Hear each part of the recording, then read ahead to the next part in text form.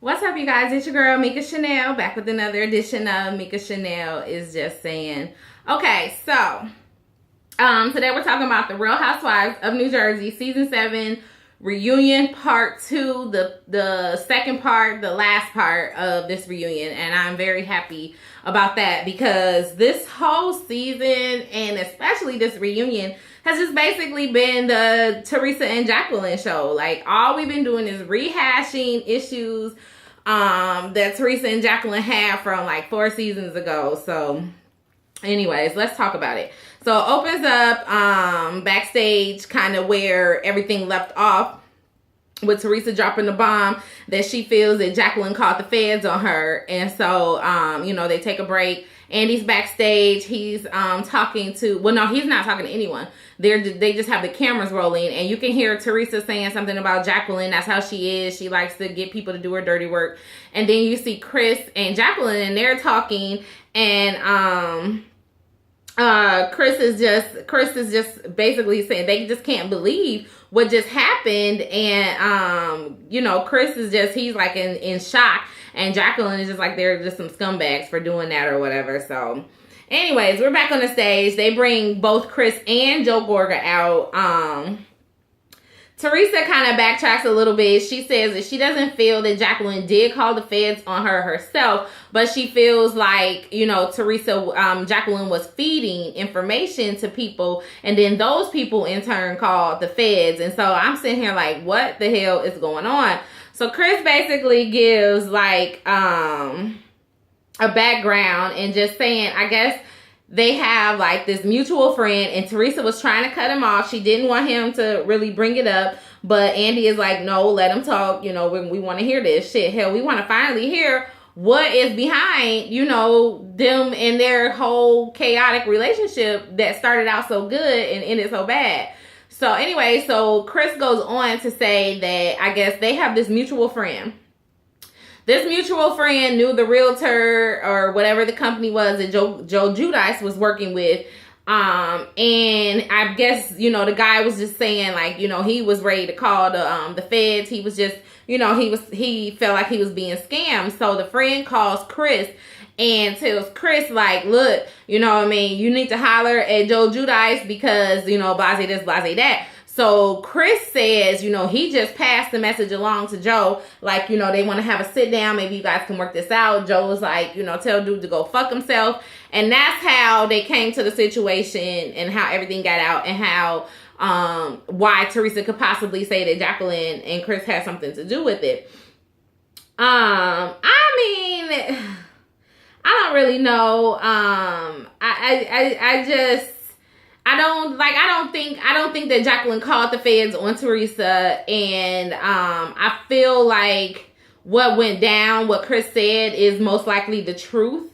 And Teresa, knowing that Jacqueline and Chris know all of this background information, Teresa just didn't want Jacqueline to ask her anything about it on camera because she felt like Jacqueline should have already known the truth. And now we know why. Teresa's always like, you should have known the truth. You were my friend. You shouldn't have asked about it. You should just already know or whatever. So now we get a little bit more backstory about what's going on, and it still doesn't, justify why they're not friends anymore and why it went down the way it went down. But I just think that Jacqueline saw something she could run with. And Teresa, she was just involved in her own little drama, and it just blew up. And I don't know, the whole story is crazy, but at the end of the day, they were clearly doing some things. Teresa and Joe were clearly doing some things that they shouldn't have been doing, and shit hit the fan, and it is what it is. So Teresa can't really be mad. But at the same time, I do think that Jacqueline uses the whole situation between her and Teresa, of course, to keep herself on the show and keep a storyline. So, Melissa feels like Jacqueline, because they start talking about the whole thing with Joe Gorga. I guess Joe Gorga and Richie supposedly reached out to Chris to have like a sit down with Chris when Kathy and and Melissa were first coming onto the show, and they wanted to discuss, you know, how they were going to, I guess, I don't know, talk about Teresa and Joe. I'm not sure what the whole sit down was supposed to be, but Chris was like, he didn't want to have anything to do with it. You know, he really loved his friendship with Teresa and Joe Giudice, and he didn't want to mess it up by becoming friends with people that I guess Teresa didn't want them to become friends with, which was her family. Remember when they came on the show, that was the whole thing. You know, Jacqueline was saying, you know, Teresa did not want them to like, even Caroline Manzo was saying, like, Teresa didn't want them to like Melissa. So anyways, so I don't know what that was about. So like I was saying before, like it's some all kind of little behind the scenes family, friendship, twisted drama going on. I mean, this is like a fucking Lifetime movie, except for it's these motherfuckers real life. Like, can you imagine living your life like this? Like, you don't know who to trust. You don't know who to tell stuff to. You just really don't know, because Melissa is saying that Jacqueline was calling her, talking about, yeah, Teresa's gonna get more time. She's not getting out. And Jacqueline is saying Melissa's calling her. Like, I mean, this is just the craziest thing, I swear, in the world. Like, I don't even know. There's a lot of stuff that goes down on Housewives, but this to me is just really spooky. I don't know. It seems like they tried to lighten up the situation a little bit by talking about Teresa, her Teresa-isms, and how she always mispronounces words. Like she said, edamame when she meant enema, and just all kind of, you know, Teresa-isms, and they kind of laugh about it. And Jacqueline says that, you know, that's the thing that's adorable and lovable about Teresa is, you know, but then, you know, they quickly move on to Teresa and Joe, her husband Joe, and him calling her the C word. And Teresa feels like, you know, it was okay for him. It wasn't okay for him to call her the C word, but it was better because he didn't say it to her face. And I don't know. I don't even really know why we're talking about the whole shit that happened then. I just feel like New Jersey is just it's just a bunch of reruns. You know, it's 2016, but we're still talking about stuff that happened like 2013 and 2014. You know, it's like, it's just, I guess because they took that, you know, 2-year or however many year hiatus that they were off the air when Teresa went away. But it's just really, I don't know, annoying. And I used to really enjoy New Jersey, but this season and this reunion, let me look at my notes and see what else. So Andy, so Teresa is just like, look, I served my time. Me and my husband served our time. I don't know if he was cheating on me when I was away. If he was, I don't have any proof of it. Ain't no bitch came forward and said that she was fucking my man. I don't have no pictures, none of that. So I'm going to believe that he was faithful like he told me he was. You know, she's saying she knows she didn't try to commit any crimes. But she just, you know, signed some papers that she shouldn't have. And I mean, I always believe that. Like, she's just one of those wives that is just like, your husband takes care of the finances. And if he says that you need to sign this paper so that you guys can get the loan or whatever that you need, she just went ahead and signed it and didn't read it. There's a lot of wives out there like that. And, you know, it's not to, you know, say minimize the fact that she likes the limelight, that she loves being flashy and she loves expensive things. You know, it all plays a part.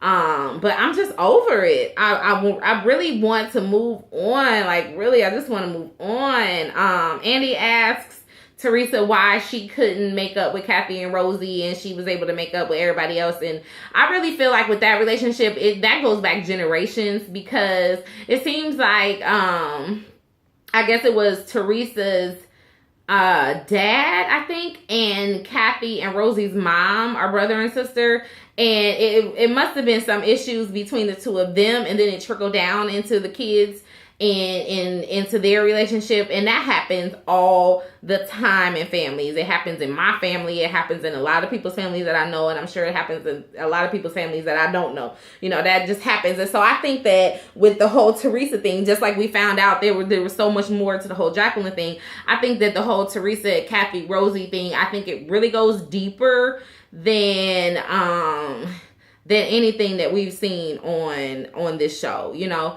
Then Andy asked Melissa, like, you know, what went down with you and Kathy? And Melissa's just like, you know, it wasn't really any falling out with me and Kathy. It was just, you know, we just grew apart. Like, you know, we would message each other. We would miss each other's messages. I would call her. She wouldn't call me back. And then eventually, you know, we just stopped trying to get in touch with each other. And Jacqueline is like, well, whatever. She doesn't believe that that's true. And she just says that Melissa just feels like, you know, they just kind of grew apart. I feel like, you know, it's because the cameras weren't rolling and Kathy couldn't get any screen time and couldn't talk about Teresa on the screen. So that's really the only reason why they wanted Melissa around. And they know that Melissa and Joe Gorga are thirsty to be on TV and have that fame. Maybe not, you know, the money. I'm sure the money is great to them, but I feel like they're more into the fame, you know, and being famous and all of that. So, you know, I feel like maybe Kathy felt like, you know, she could just latch on to Melissa when the cameras were rolling, and then when the cameras weren't rolling, she didn't really need to latch on to Melissa, and vice versa, you know. I like Melissa and Joe, but I mean, they do want the fame, you know. It's just a lot. It's really, really a lot. And then Andy also talked a little bit about Joe Gorga and the whole situation, and feels like Joe kind of misses Jacqueline and Chris and Kathy and Rosie and Richie, and Joe's just like, you know, for him it goes deeper. You know, he was a mess when he first came on the show because he felt like his family was just, you know, it was ripped apart. It wasn't the way that it should be. And he was an emotional wreck. He admitted that, you know, a lot of the things that he did, you know, were because he was very emotional about his family. And right now he's so happy to be, you know, to have his, you know, be in a good place with his mom and dad. He's in a great place with his sister. And that's all that he cares about. That's all. He just wants his wife to be in a good place with his sister. He just wants peace in his immediate family. And, you know, everybody else is secondary. And I can understand that. I definitely can understand that. And it does from this season seem like Kathy and Richie, mainly Richie, you know, I feel like both of them, they're latching on, but they're doing it, I think, in the wrong way. And it just really seems desperate. I don't know. Maybe they're trying to pay for that new house that they bought. I'm like, why would they buy this big ass house after they've been living in a house? And their house was nice. It wasn't like they had a bad house. It just wasn't as big as the other houses on the show. But you know, I feel like they got ulterior motives too. It's just really sad to see, you know, the family dynamic played out like this. But it is what it is. Andy wants to know about Melissa's nose job. Melissa says that, you know, it's the worst kept secret. Yes, she's had a nose job. Jacqueline says she's had more than one nose job. And Melissa says it doesn't matter. It was her secret to tell. Maybe she didn't want to discuss it. Maybe she didn't want her daughter to know she had a nose job or whatever. But it wasn't Jacqueline's place to say anything about it. And that's what really made Melissa mad. And Melissa's like, the person with the most plastic surgery, you know, got the most to say. And I'm like, yeah, I mean, that is true. Jacqueline has so many plastic surgeries. Why are you calling somebody else out? Like, if Melissa wanted to say, like, we can tell that when we see old pictures of Melissa that she had a nose job. Like, who fucking cares? Like, why is that such a big deal, you know? And Melissa, she just seemed like she just was really kind of disgusted this entire reunion. Like, she just really, you know, did not want to be there. You know, and of course they're talking about the whole thing with Vermont, the dinner that they had. Siggy feels like that if Teresa would have said, oh, Jacqueline, are you okay? You know, instead of saying, you know, two people are missing and you know why, like Robin and her, I think it's her wife. You know, Siggy feels like she said that's when it started to go wrong. And then she's like, if Melissa would have just admitted that Jacqueline did warn her about the whole Strippergate thing, that it would have it wouldn't have blew up. And I don't know, it feels like Siggy's kind of excusing Jacqueline. I don't think Jacqueline's a bad person like people try to say she is. I just think that she's overly emotional, she's dramatic, she needs attention, and it plays out in a sad kind of way. And she's easily excitable. Like, she could just, you could get under her skin very easily and get her to come out of character in no time, you know. But I don't know, you guys, what else happened? I feel like I'm all over the place. I'm not following my notes because I really think that this show is just done. You know, like, Melissa told Jacqueline she was just paranoid about the whole situation, which, I mean, we saw, you know, that Jacqueline was paranoid when they went on that first girls trip, and Jacqueline thought that Melissa and Dolores were talking about her, and, you know, it's just kind of silly. I don't know. I'm just kind of over it. I feel the way that Melissa's face looked during this entire season. I mean, this entire reunion, just like, ugh, really, do I have to be here? Her face was looking like that during the entire reunion. Like, she was just not having it. I don't know. At some point, she told Teresa to stop saying something because her and Jacqueline was going back and forth. And Melissa was like, will you just stop? You know, because they were just egging each other on. They finally get to the last lunch of the season, you know, when Siggy had set up that lunch. And Dolores was like, personally, you know, she feels like if you need to remove the knives and hire security, then maybe you shouldn't be having a damn lunch.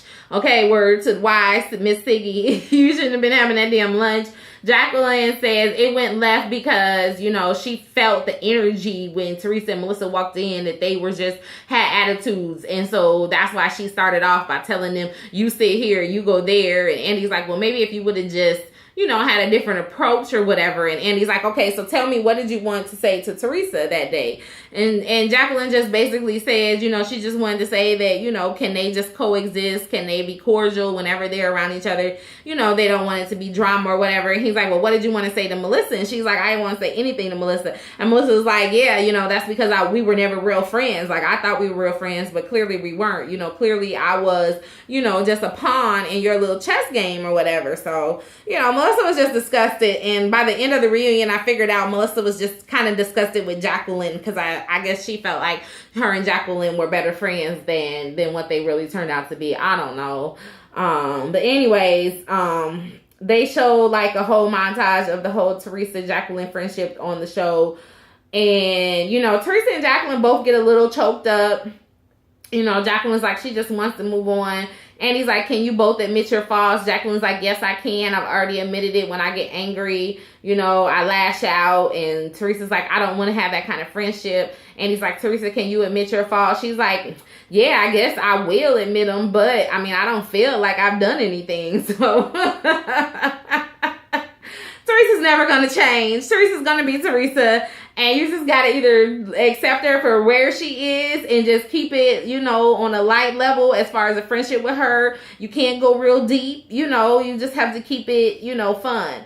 And if you're okay with that, Jacqueline and whomever else, then be okay with that. Otherwise, Teresa is just not the person for you to be friends with. And people just have to accept people for who they are. Leave them where they are. You know, you can't make people change. You can't make people see things your way. It is what the fuck it is, okay? And it is what it is. Andy made them do a group hug. They didn't even go through the whole thing, what you learned this season, because really don't nobody give a shit. I'm just hoping next season is a whole lot better, okay? And that's all I have for the Real Housewives of New Jersey, season 7. It is finally a wrap, okay? It is. Let's do a toast anyway. A toast to the Real Housewives of New Jersey, season number 7.